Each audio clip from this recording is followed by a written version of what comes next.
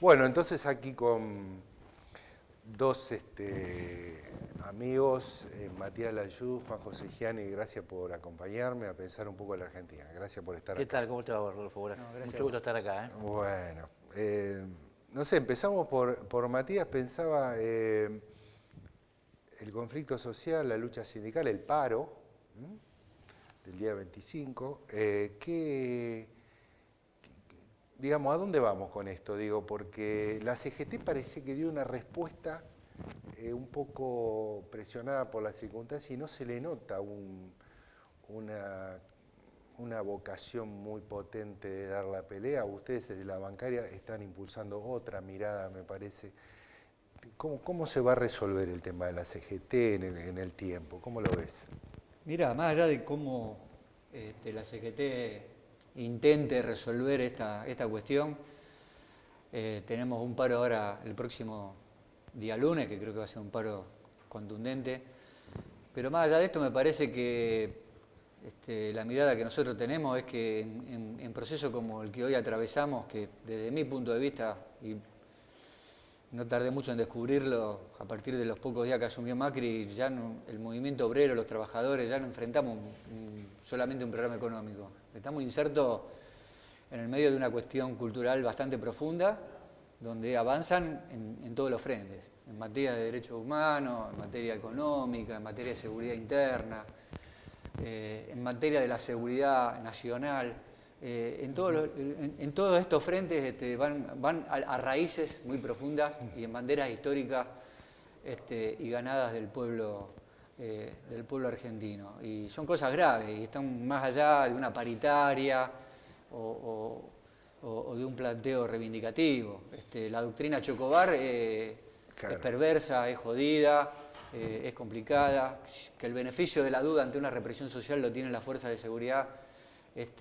Atraviesa una cultura, el 2x1 de la impunidad atraviesa una lucha permanente en derechos humanos. Y en materia laboral, que es lo que no tienen los trabajadores, más allá de la coyuntura, del dólar que se dispara, del tarifazo, de la discusión salarial cotidiana, también van a atravesar esa cultura que tienen los trabajadores en la Argentina con su modelo sindical y que tiene que ver con desconocer la paritaria, con hacerle jury a los jueces y camaristas laborales. Y cada una de estas medidas tienen raíces profundas, porque el hecho de hacerle jury a un juez laboral o a un camarista laboral que falla Claro. a favor de la paritaria o de un sector determinado de trabajadores, como fue el caso de los docentes o fue el caso de los bancarios, nos tenemos que replantear desde cuándo hubo en este país fuero laboral.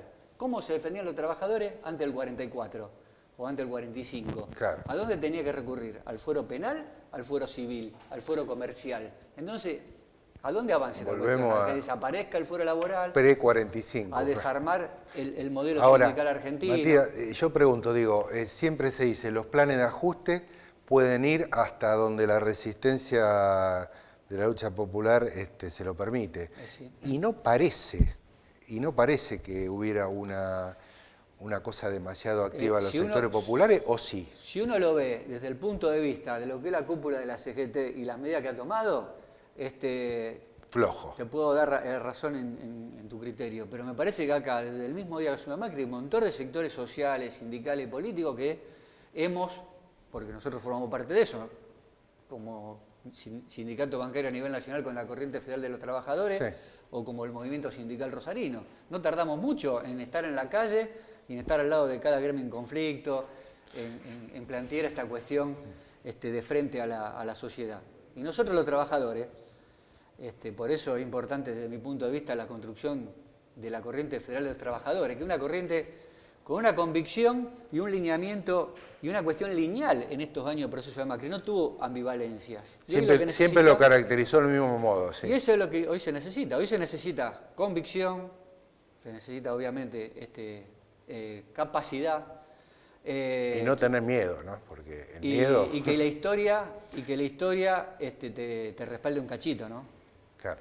Juan, pensaba, dijimos acá el año pasado, ojo que el macrismo no lo subestimemos. Y también dijimos no lo sobreestimemos. Me acuerdo un poco esa definición. Claro. Pasaron 6 meses. Da la impresión de que en algún punto se había sobreestimado sobre todo su capacidad, digamos, de manejo administrativo, el poder, que parece como que no lo hace muy bien. ¿Cuál es tu valoración, Juan? Lo dijiste bien vos, me parece que en política hay que tratar de ser más o menos estable en los análisis, ¿no? Yo creo que cuando el macrismo triunfó hubo una cierta idea de que había acontecido algo, a ver, de bases endebles, históricamente fugaz. Entonces, yo creo que hubo una cierta subvaloración del macrismo por parte de la oposición. Y después del 22 de octubre del 2007 pasó lo contrario. Estaba la idea como que esto era un proceso avasallante, que Macri iba a ser reelecto, ya está la reelección, había que prepararse para el 2023, lo cual también fue un error, como se acaba de demostrar, ¿no? Porque es un proyecto político cuya macroeconomía es insustentable, como estamos viendo, ¿no? Si las bases macroeconómicas del modelo son insustentables, y porque además la Argentina, y yo coincido con lo que decía Matías, hay, y fundamentalmente después de los 2 años de kirchnerismo, hay una matriz de resistencia popular importante. Que está. Entonces, yo creo que acá hubo un episodio que hay que recordar ahora, que fue el episodio de la reforma previsional. Digamos, el macrismo leyó mal su triunfo del 2017, ¿no? Y avanzó con un conjunto de medidas que agudizaron su perfil de derecha, ¿no? La reforma previsional, el ingreso de la sociedad rural al Ministerio de Agricultura. Claro. Y bueno, eso generó un efecto muy potente, socialmente muy potente, que fue la famosa movilización que intentó impedir la reforma previsional. Ahí para mí ya hubo un clic. Esta sensación de imbatibilidad se desfiguró, una especie de recuperación de la autoestima de la oposición, y eso es importante. Y creo que lo que acaba de ocurrir en estas últimas semanas, refuerza esta idea. Este es un proyecto al cual no hay que subestimar, pero que efectivamente deja un tendal de heridos a nivel social y cuya sustento macroeconómico es inviable. Y ahí yo agrego un dato que te decía recién antes de empezar el programa. Yo creo que acá hay una cuestión que siempre hay que ponderar, incluso hay que ponderarla de acá en adelante, que es la siguiente. Yo creo que uno de las potencias de este gobierno es que todos los sectores vinculados al gran capital tienen la lectura de que si Macri fracasa estrepitosamente vuelve el populismo. Bueno, fantasma Cristina, digamos, es el retorno de los brujos para ellos. Sí. Entonces acá lo que estamos viendo, lo que vamos a ver en estos días, estas semanas, en estos meses, es efectivamente cuánto les preocupa eso. Es decir, qué financiamiento concreto y político le van a dar estos sectores al gobierno de Macri para que tenga alguna chance electoral en 2019. Y parece que mucho. Porque, bueno, digo, el poder no deja librado a la nada, o sea, o sostienen esto o buscan una alternativa, pero no lo van a dejar librado a la nada. Bueno, ¿no? bueno, yo pienso eso. Ahora, digo, eso tiene, confirmando esta hipótesis, están los 50.000 millones de dólares del Fondo Monetario. No a cualquiera le dan 50.000 millones de dólares, ¿no? ¿Por qué? Porque Macri es una pieza, en la geopolítica del Fondo Monetario y de Estados Unidos, básicamente, Macri es una pieza importante. Está en problemas Brasil, digamos, en América Latina Macri es como de ellos, es como, digamos, es un amigo del gran poder mundial. Entonces, la lógica sería que lo preservaran, ¿no? Ahora, bueno, ¿eso hasta dónde llega? ¿Eso qué influencia puede tener? Porque vos fíjate, el fondo presta, pero las condiciones sociales que están incluidas en la carta de intención son draconianas.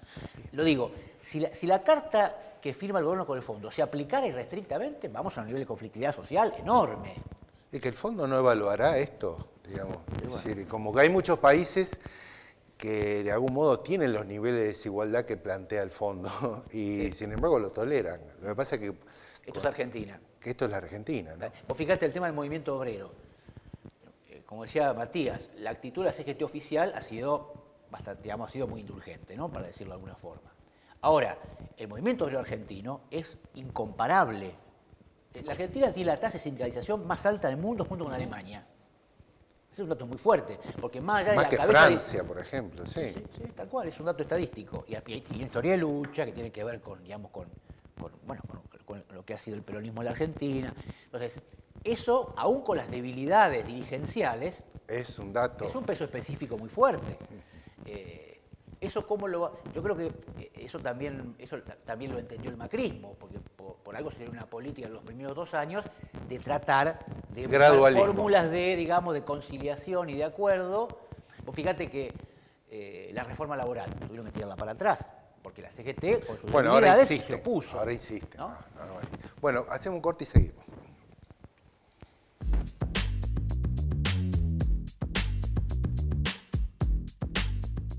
Bueno, seguimos acá con Matías Layuz, con Juan José Giani.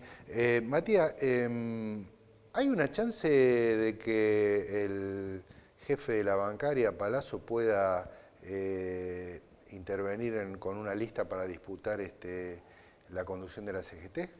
Sí, chance siempre hay. Palazzo viene demostrando prácticamente el mismo día que asume Macri con el armado junto a otras organizaciones sindicales importantes de la República Argentina en lo que es la corriente federal, de que está en condiciones de asumir el liderazgo. Y precisamente está en condiciones de asumir el liderazgo él y otros compañeros, no por lo que hoy a lo mejor puede representar en la cantidad de afiliados del sindicato bancario, por el sueldo que obtuvimos, por las grandes paritarias que firmamos año tras año, sino porque ese programa de la corriente federal de trabajadores está marcando la agenda, y esa agenda está más allá de un bono de fin de año, de sacar el aguinaldo del impuesto a las ganancias coyunturalmente. Esa corriente federal de trabajadores pone arriba de la mesa un programa que nos retrotrae a los mejores programas que en la historia del movimiento obrero en la República Argentina. Eso es hablar de Huerta Grande, de La Falda, del manifiesto de la CGT Lo Argentino del 1 de mayo del 68, del programa de los 26 puntos de la CGT de Ubaldini. Claro, es decir, hoy la Argentina necesita discutir el movimiento obrero necesita poner arriba de la mesa en la Casa Rosada el reparto de la riqueza, la distribución del ingreso, la salud pública, la educación, la vivienda, el tema de la pobreza, todos los temas sociales.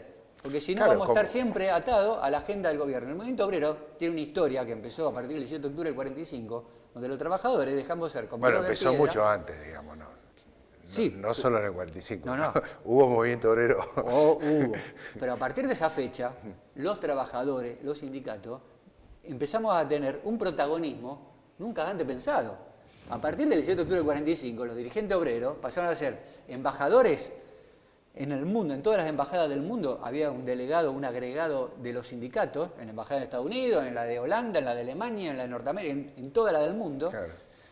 Los dirigentes sindicales fueron ministros de Interior, ministros de Seguridad, ministros de Salud, intendentes, gobernadores, diputados, senadores, esa estructura y un modelo sindical que hoy nos permite tener el poder que tiene. Ahora parecen, muchos de esos dirigentes obreros parecen unos burócratas un poco a la defensiva, de algún modo negociando alguna cosa con el gobierno nacional. Digo, gran parte de la mesa que se va a sentar a la Casa Rosada no lleva esta definición política de la CGT. Por eso la importancia... Ahí la pregunta es, esto de que las bases se empujan, ¿cómo funciona? ¿Parece que las bases no empujan tanto o cómo funciona eso? Yo creo que empujan, seguro que empujan, y la movilización en la calle también empuja. El paro del 6 de abril del año pasado no nació de un repollo, nació de grandes manifestaciones, multitudinarias manifestaciones, fundamentalmente en Capital Federal, donde a pocas cuadras, porque ese día no se hizo en la Plaza de Mayo, pero se hizo a 5 cuadras de la Plaza de Mayo, se le exigía a la CGT ponerle fecha al paro. El día del atril. Exactamente, al paro nacional que finalmente se realizó el 6 de abril y fue contundente, como es contundente cada una de las manifestaciones que se están realizando. Entonces me parece que nada es producto de la casualidad y seguramente que lo que hoy se está dirimiendo en un montón de cuestiones, las organizaciones sociales, la importancia que hoy adquieren las organizaciones sociales. Juanjo, la profundización de la crisis social y económica de este plan económico, uno puede decir que necesariamente favorece la posibilidad de que la oposición arme algo más serio, más contundente, o no necesariamente se puede producir un fraccionamiento. Digo, el 2001 llegó a 5 listas, 6 listas. Después la casualidad hizo que un Néstor Kirchner armara lo que armó y la historia como se escribió. pero digo, uno dice, no, pero estos tipos se hunden, entonces la oposición se va a unir. ¿Esto es así o no? ¿O puede no ser así, digamos? ¿O qué se necesita para que eso sea así? Y depende de la inteligencia de la oposición. Por supuesto que, la erosión de un proyecto hegemónico oficialista favorece las chances de la oposición. Eso siempre ha sido así y acá también va a ser de esa manera, ¿no? Cuando hay un clima social de creciente descontento, se abre el espacio para la construcción de una alternativa. El tema es que esa alternativa todavía está, digamos, está en ciernes. Y además, y agrego algo que es importante, Rodolfo, ya no estamos discutiendo solamente cómo se construye una opción opositora en términos de competitividad electoral, sino que los condicionamientos que va a tener el futuro gobierno que venga, ojalá, de otro signo político, después de Mauricio Macri, va a tener muchos condicionamientos en su gestión. El acuerdo con el fondo es una tragedia, ¿no? Eso que está claro, ¿no? Hay que pelearlo ahora. Es como volver a ese retorno de los brujos, por el efecto social que va a tener y por los compromisos que la Argentina toma en términos de pagos en deuda futuro. Entonces, esto que está pasando es gravísimo, es de una enorme gravedad social y condiciona una estrategia soberana en Argentina en los próximos años. Por lo tanto, el desafío del futuro presidente va a ser muy grande si quiere, obviamente, torcer el rumbo ideológico de un programa como el del Fondo. Entonces, tanto sea para competir contra el macrismo en 2019 como para gestionar un triunfo, hace falta construir una opción electoral opositora muy generosa, muy amplia. Yo creo que el sentido común lleva a eso. Coincido con lo que decía Matías, hay que discutir un programa, hay que establecer, bueno, cuáles son los 10 principios que van a unificar esa oposición, principios que uno puede llamar generales, pero que no son irrelevantes, eso hay que introducirlo. Porque acá hay otra cuestión también y voy al tema de la oposición. Yo creo que acá hay un descontento creciente con el gobierno, pero todavía hay cuentas por saldar por aquellos que se oponen. Es decir, es cierto que efectivamente hay un sector de la sociedad que ve con cierta desconfianza el retorno de la principal oposición, que es el kirchnerismo. Claro. Entonces, yo creo que hay eso no está resuelto. El kirchnerismo tiene una gran responsabilidad hoy, el kirchnerismo tiene una gran responsabilidad. ¿Por qué?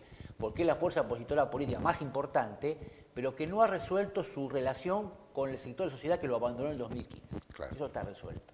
Entonces, esa es una tarea que tiene que ver, digamos, va a tener que ver con la sensatez, con la inteligencia, con la generosidad de todos los actores de la oposición, por supuesto, pero de la fuerza hegemónica principalmente, ¿no? Claro, que en la construcción de una agenda de futuro, y yo creo que hay una cosa que es muy importante.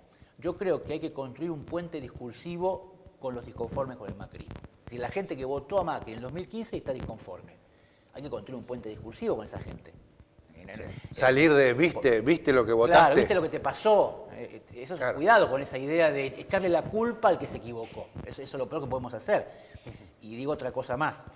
Yo creo que en la Argentina siempre está presente la antipolítica. Siempre está el riesgo de la antipolítica. Es decir, la idea de que me defraudó Macri, que se vayan todos. Igual y que se vayan.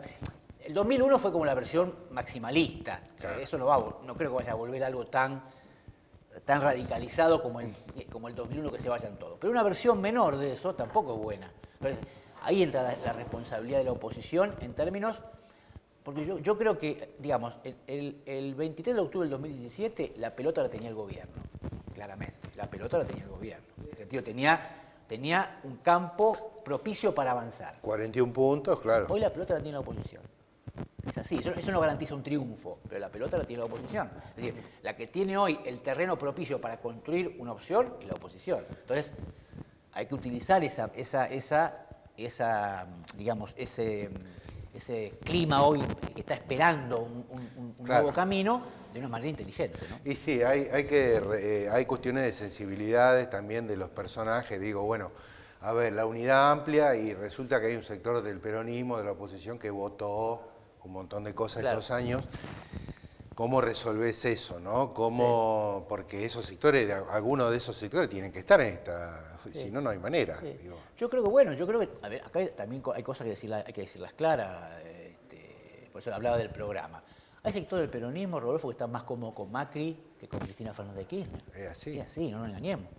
Entonces, eso hay que tenerlo en cuenta. Uno tiene que hacer una construcción muy generosa, ahora, en base a algunos principios básicos. Es decir, si vamos a construir una opción opositora para hacer macrismo sin Macri, sí, no es la idea, ¿no? Para avalar los fondos buitres. Claro, o sea, hay que ser muy generoso, muy abierto, hay que tener inteligencia, pero en base a algunas digamos, uno escucha, por ejemplo, yo he escuchado al gobernador diciendo, se hace el acuerdo con el fondo, que es una tragedia, y han dicho declaraciones tan dubitativas. Sí, bueno, vamos a Vamos a ver las condiciones. ¿Qué condiciones va a poner el fondo? Claro.